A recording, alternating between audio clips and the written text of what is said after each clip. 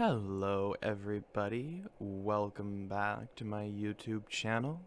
Today we're going to be talking about a requested topic, which is what is godspousing and what is my experience with godspousing.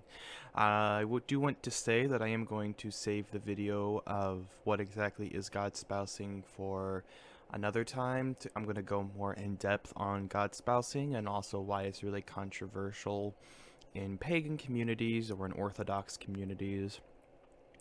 But today I'm going to share with you guys my experience with godspousing and what it entailed for me with Anubis.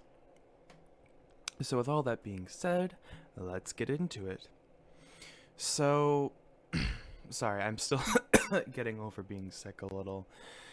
So, I was godspoused to Anubis on January 16th of this year. For a bit of context, around this time, I had been contemplating godspousing with Anubis. I was thinking that I really resigned with Anubis and what he stood for, and I really loved Anubis, from everything from his personality to who he is as a god, and overall, just how affectionate that he could be. And I do want to do another video at a time talking about the intimate side of Anubis and my experience with it, but I'm going to save that for its own video because it deserves its own video. Once again, sorry if my voice is really like rasp and hard to understand. If it is, let me know in the comments because I will like not hesitate to remake this video when my voice isn't so nasty. But at that time, I was contemplating godspousery with Anubis, but I was going to do it on March, because it would have been a year after me and him had started working, or would have been a year after I had started working with him, and I was up in, like I said, I was kind of up in the air about it, because I kind of still didn't know too much what godspousing was going to intend what godspousing was going to entail. So, but around this time, Anubis started getting really affectionate with me in many different ways than normal. I'll talk a bit more about that, like I said, in another video, but he was just getting a lot more cozy and affectionate, and I started feeling a different kind of connection to Anubis, that one that was much different than the relationship that we were having before. And I want you guys to know, when I say relationship, I don't talk about like a friendship. I talk about just, excuse me, God and mortal working together. So, around January 16th, well, the day of January 16th, I went out to eat with some friends to a restaurant. And as I went out to that restaurant, I remember I ate a lot of food, and it kind of rolled in my head a little bit about godspousing with Anubis then. I think I even had a conversation with some of my roommates, because that's who I went out with, about godspousing and what it was, which was convenient that all happened that night. But it was 8 o'clock p.m. when I got home, and I remember I just remember crashing. Like, I fell asleep in my bed, and I woke up at like 12 or 2 o'clock in the morning, and I was just really irritable. I was like thinking on something, and I was thinking about godspousery. I was kind of reflecting on me and Anubis's relationship. I was reflecting on the things that he did, and I think I remember sitting on my bed and just saying, I love Anubis to myself, and just feeling very like, kind of like, it's embarrassing to say, but I felt very kind of, I don't want to say swooned, but I just felt very in love with Anubis at that time. When I was thinking back on all the things that he had done for me, when I was thinking about all the things that he was doing for other people, when I think of just everything Anubis stood for, I just felt very, very strongly connected to him. And I've always felt strongly connected to Anubis. From what he actually stands for, I know mythologies will kind of tell you differently, but Anubis and he's not just a god of dead of the he's not just a god of embalming. He's a lot of different things, from a god of death. I always call him the god of death. I don't care what people say. I don't care what the mythology says. From my interpretation, he's a god of death, and I'll never secede with that point. But I just felt really attached to what Anubis stood for from his. Okay, hold on. Backtracking a little bit too much here. Sorry, like my brain's still not fully with me just yet, because I wanted to do this video as soon as I could, but I'm not like perfect condition yet. But like Thanksgiving's coming up, and I'm like, if I don't get this video done today, it ain't gonna get done. And bear with me a little bit here, guys. I felt very attached to what Anubis stood for with life and death. I felt really attached to people and their stories, whether they be old or young people. I felt very close with people who had passed on. Oftentimes, especially around this time, I was going to cemeteries every paycheck and making an offering to the dead. I'd always ask Anubis, I'd be like, hey, who needs an offering? Tell me what to make for them. And then Anubis would tell me what to make for them. Message on Facebook would tell me like, hey, make an offering for someone. Here's what they're gonna want, and he would kind of point me in the direction of the kinds of flowers and stuff to get for people. And then I would go to the cemetery, and I would always find somehow whatever I was making, there was the birthday of the person always correlated to something. I actually had one offering I made that. I got like a hint to make a birthday themed offering, and like, I kid you not, I made the offering and then I left it on the tombstone, and lo and behold, it was the person's birthday. So but that's what I was doing at that time, and I felt really connected to the people at the cemetery who had moved on. Some of them who felt like they didn't have anyone to memorize or remember them. Sometimes spirits would follow me home. There was a lot of things that I remember doing that made me really resign with Anubis for who he is, and that's going to be important into this next part when I tell you guys about what my godspousing entailed. So, on that night around 4 o'clock in the morning, I remember talking to myself a little bit and just telling myself, why not propose now? I mean, why wait so long to propose when you can propose right now?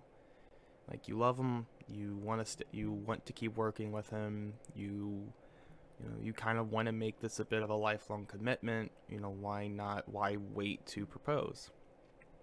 And I was like, what, good point. I lit up my altar. Anubis came pretty quickly, and I just remember asking him, I said, I need you to give me a verbal response. I need to be able to hear your voice say it. And I said, do you want to get married? And I remember hearing it took him like 2 seconds, and he replied back with yes. In his very gentle demeanor, he replied back with yes. And I remember feeling incredibly overjoyed, but I kid you not, I was nervous proposing to Anubis, because I was worried that he was going to say no. But I kind of heard that people say if you have to ask, then it's likely no. But Anubis and I have been a little different, in the sense that Anubis has always encouraged me he always wanted me to ask or stand up tall, essentially. He wanted me to ask, and he wanted me to be the one to initiate it, as he's always been with those types of things. Anubis with me, we do work a little differently than some people. Sometimes Anubis will do things like out of nowhere, and I'll know it's Anubis, but a lot of times if I need help with something, Anubis won't help unless I ask. But I know why he does that, because I know why he does it, but now my brain farted and I don't remember what I was going to say. Some of it I think stemmed from a bit of like a dependency problem I had, but normally, like, if I'm having a nightmare, Anubis normally always shuts it down. I'll try to talk about that in another video. But that was that was the day was godspoused to Anubis. It sounded very anticlimactic. I know people probably expected some grander story, like I stepped up on the stairs to the temple of the dead, and I got on one knee and said, "He be the god of the dead and the god of the dying. Please marry me." No. It was very anticlimactic. It was not a grand event. It was not some amazing, spectacular. I mean, it was like spectacular to me, but it was probably like as tacky as proposing can get. But I mean, I guess it doesn't matter when you propose. It just matters, or how you propose. It just matters that you do and your feelings are genuine, which mine were. Now, after godspousing, or after getting married to Anubis, there that was when some of the monkhood stuff kind of started entailing. As a monk of Anubis, and you'd be surprised to know that while I am a monk, I don't do too much work with Anubis anymore, like I should be doing. Some of it's just due to financial situations.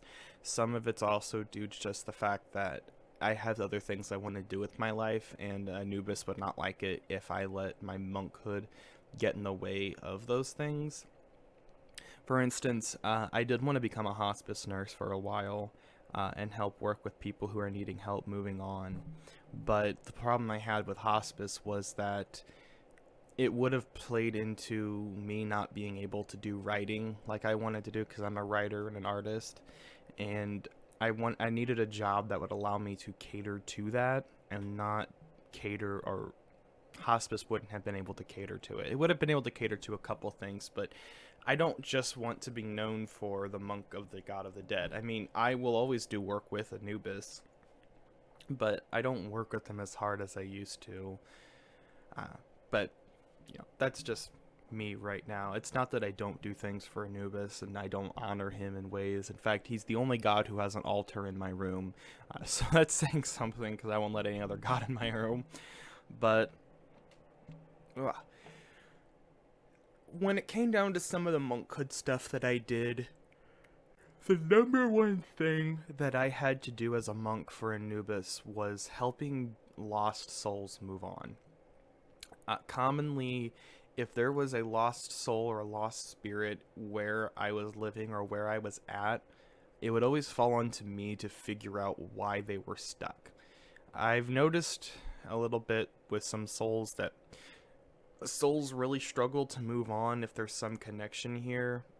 And normally when I find that there's a soul that's lost or a soul that's having trouble, I go out of my way to try to help them. And sometimes they want specific requirements or things that they need done. Sometimes some of them want to just be acknowledged. There's a lot of things that go into that, but as a monk of the god of the dead, the number one thing I have to do is help souls that are trapped move on. And it's been a while since I've done that. The last one I had was a kid that couldn't move on, but normally I haven't had to do that too much lately, but I've pretty much helped everything here. Another thing as a monk for the god of the dead that I have to do is I do have to, if someone is in need or someone is dying and they need closure, I'm always the first one to jump on to help that person move on, regardless of their religious belief.